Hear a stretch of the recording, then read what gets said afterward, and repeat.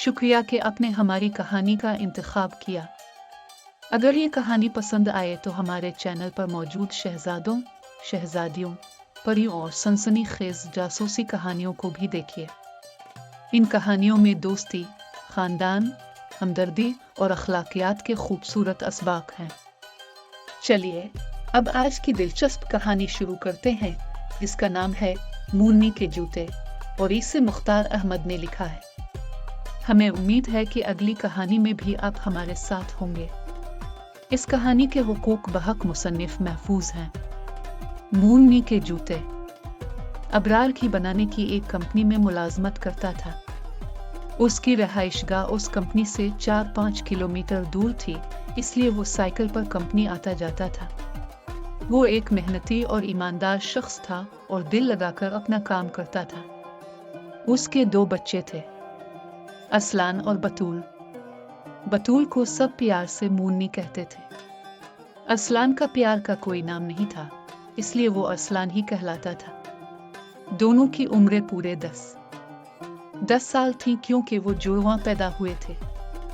दोनों बच्चे स्कूल में पढ़ने जाते थे।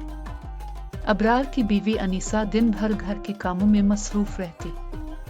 अबरार काम से आने के बाद घर के कामों में भी बीवी का हाथ बटाता था और उसमें कोई शर्म महसूस नहीं करता था। इस दफा घी के डब्बों की खपत ज्यादा हुई थी और बहुत फायदा हुआ था। कंपनी के नौजवान मालिक ने मुलाजमीन को बोनस देने का ऐलान किया। इस खबर से मुलाजमीन में खुशी की एक लहर दौड़ गई थी। यह खुशी इसलिए भी ज्यादा थी कि रमजान शुरू हो गए थे और ईद करीब थी। ईद पर बहुत ज्यादा अखराजात होते हैं। किस बोनस के मिलने की वजह से सबको इत्मीनान था कि बच्चों के कपड़ों और जूतों का आसानी से इंतजाम हो जाएगा। अनीसा को भी इस खबर से दिली खुशी हुई थी।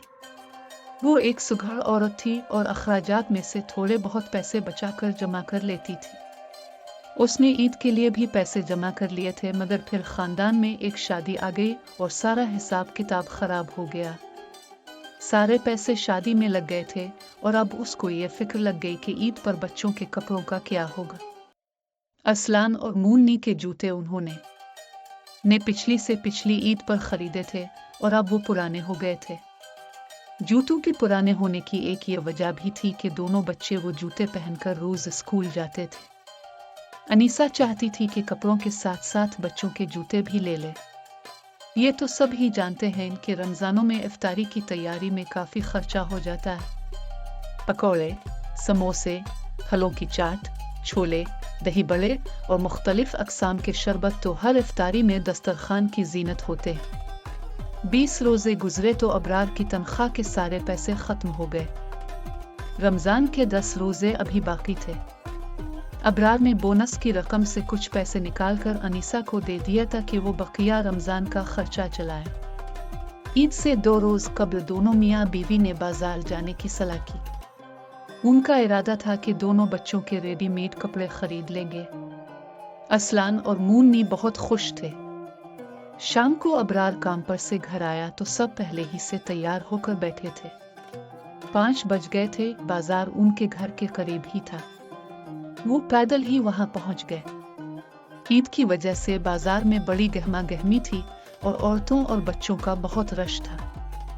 आम दिनों में दुकानदार ग्राहकों की खुशामद करते हैं, मगर ईद त्योहार के मौके पर ग्राहकों को उनकी खुशामद करना पड़ती है। आज भी यही हो रहा था।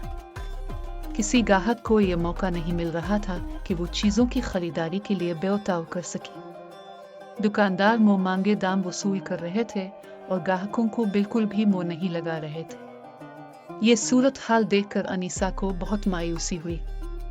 उसको एहसास हो गया था कि ईद की वजह से दुकानदार लोगों को दोनों हाथों से लूट रहे हैं। काफी अरसा पहले वो टीवी देख रही थी तो खबरें पढ़ने वाली औरत ने बताया था कि क्रिसमस के मौके पर यूरोप में तमाम अशिया की कीमतें बहुत कम कर दी जाती हैं ताकि अमीर गरीब सब एक साथ खुशियां मना सकें।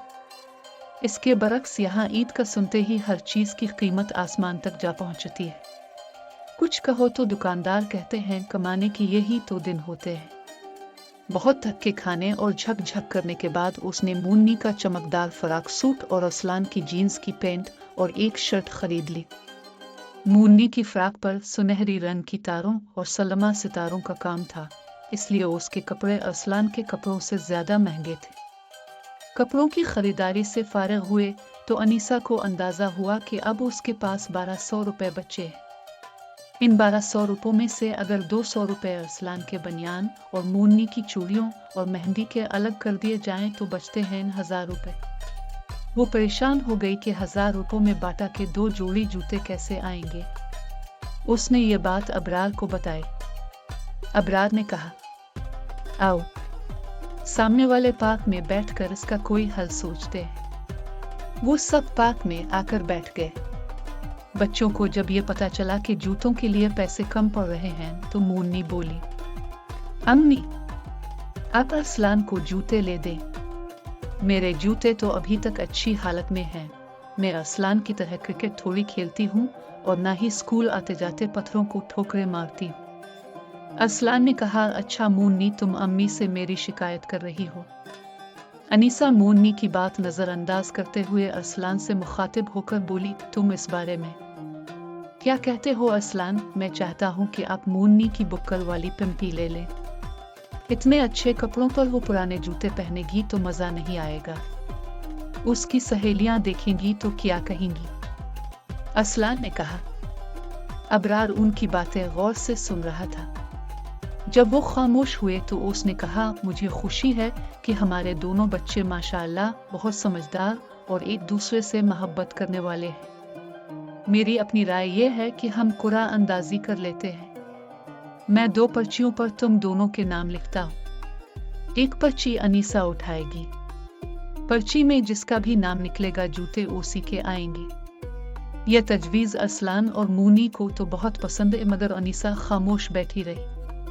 उसका दिल को रहा था कि दोनों बच्चों में से किसी एक को बगैर जूतों के ईद मनाना पड़ेगी। उसने दुखे दिल से सोचा कि गुर्बत कितनी बुरी चीज होती है। अबरार ने 2 कागजों पर दोनों बच्चों के नाम लिखकर उनको लपेटा और दोनों हाथों का प्याला बनाकर उनको खूब हिलाने के बाद हाथ अनीसा की तरफ कर दिए। अनीसा ने एक पर्ची निकाली, उसको खोलकर पढ़ा तो उसमें असलान का नाम था। असलान को जरा खुशी नहीं हुई, वो तो चाहता था कि जूते उसकी बहन के आएं। मुन्नी बहुत खुश थी, पर्ची में उसके भाई का नाम निकला था। अब उसके जूते आएंगे। ईद वाले रोज वो इन जूतों को पहनकर ठाठ से अपने दोस्तों के साथ घूमता फिरेगा। जूतों की दुकान पर ज्यादा रश नहीं था। असलान के जूते मुन्नी ने पसंद किए थे। उसने उनको पहना, फिर दुकान में चल फिर कर भी देखा। जूतों का साइज बिल्कुल ठीक था। असलान ने सब ठीक है की रिपोर्ट दी तो जूता दिखाने वाले मुलाजिम ने जूतों को डब्बे में पैक किया और उन्हें लेकर काउंटर पर आया। काउंटर पर मौजूद मुलाजिम ने कंप्यूटर से जूतों की रसीद बनाए। जूते 999 रुपए के थे। अबरार ने 1000 का नोट उस मुलाजिम को दिया और जूतों का डब्बा उठा लिया। वो लोग जाने के लिए मुड़े तो काउंटर वाले मुलाजिम ने असलान को आवाज देकर रोका और 1 रुपया उसके हवाले करते हुए बोला, ये आपका बकाया है। असलान ने शुक्रिया अदा करके रुपया लेकर अनीसा को दे दिया। घर आकर अनीसा ने कपड़े और जूते अलमारी में रख दिए। वो कुछ चुप सी थी। मुन्नी के जूते न आने का उसे अफसोस था। बच्चे तो बच्चे होते हैं, उनकी खुशियां पूरी ना हो तो माँ बाप का दिल बहुत दुखता है। वो उन चीजों को अलमारी में रख रही थी तो बेइख्तियार उसकी आंखें नम हो गई। बेबसी के आंसू बहुत जल्द आंखों से छलक जाते हैं। चांद रात की खुशियों का क्या कहना। कराची से खैबर तक हर घर में गहमा गहमी नजर आती है। मर्द हजरात तो खैर आराम से बैठे रहते हैं, लड़के वाले भी फिल्मों और मोबाइलों में मसरूफ होते हैं, मगर लड़कियों और ख्वातीन की मसरूफियात खत्म होने का नाम नहीं लेती। अनीसा को भी बहुत काम करना पड़ गए थे। उसने ईद के रोज शीर खुरमा की तैयारी के लिए बादाम पिस्ते काटे, बिरयानी के लिए गोश्त तैयार किया और चने भिगो कर रखे ताकि सुबह तक नरम हो जाएं और गलने में देर न लगाएं। इन कामों से फारिग होकर वो मूननी के हाथों में मेहंदी लगाने बैठ गई। रात ज्यादा हो गई थी, अबरार और अरसलान सो चुके थे। मेहंदी लगाकर अनीसा ने मूननी के हाथों पर प्लास्टिक के शापर चढ़ाकर उन पर रबर बैंड लगाए और उसको पास लिटाकर बोली, सुबह जल्दी उठना है, अब सोने की कोशिश कर। अगले रोज सब जल्दी उठ गए। अनीसा ने अबरार और अरसलान के नहाने के लिए पानी गर्म किया। अरसलान नहाकर बाहर निकला तो उस पर पैंट कमीज बहुत जच रही थी। अनीसा ने उसके सर में हल्का सा तेल लगाया। अरसलान ने मूननी से कहा, अलमारी से मेरे जूतों का डब्बा ला दो, बहन होगी। अनीसा के दिल पर एक धक्का सा लगा। उसने सोचा अरसलान को मूननी से जूते नहीं मंगवाना चाहिए थे। मूननी जूतों का डब्बा ले आई और बोली, जब कोई काम होता है तो खुशामद करते हो, बहन होगी कहते हो। अरसलान हंसकर बोला, मैं अकेला थोड़ा ही हूँ, सारी दुनिया ही मतलब की है। अच्छा, अब तुम एक काम और करो, डब्बे में से जूते निकालो। अब अनीसा से बर्दाश्त न हो सका। उसने दुरुस्त लहजे में कहा, अरसलान तुम्हें क्या हो गया है? ये काम तुम खुद क्यों नहीं करते? मैं तुम्हारी जगह होती तो इस बात का जरूर एहसास करती कि मूननी के नए जूते नहीं आए हैं। मैं ना उससे डब्बा मंगवाती ना जूतों को निकालने का कहती। इतनी देर में मूननी डब्बा खोल चुकी थी। फिर उसके मुंह से हैरत भरी आवाज निकली, हमने ये किया।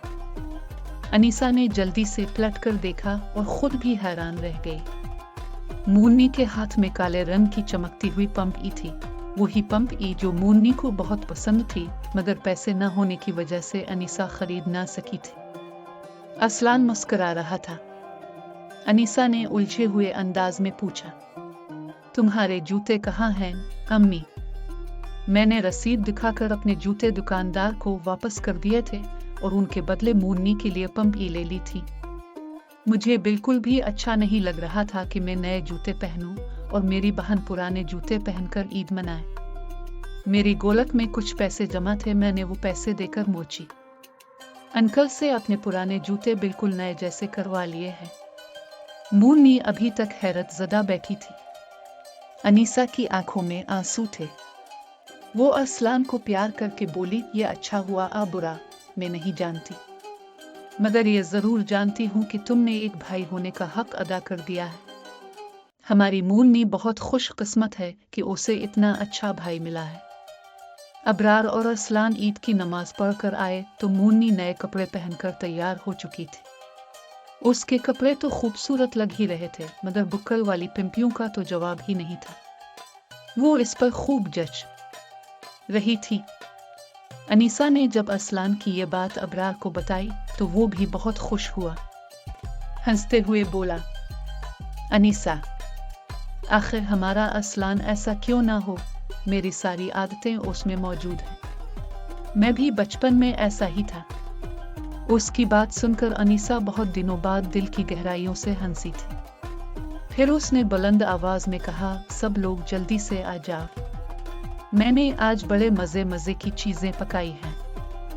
खाने से फारिग होकर अबरार ने जब बच्चों से ये कहा कि अब वो सब मेला देखने जाएंगे तो बच्चों ने खुशी से तालियां बजाईं और मूननी अबरार से और अरसलान अनीसा से लिपट गया।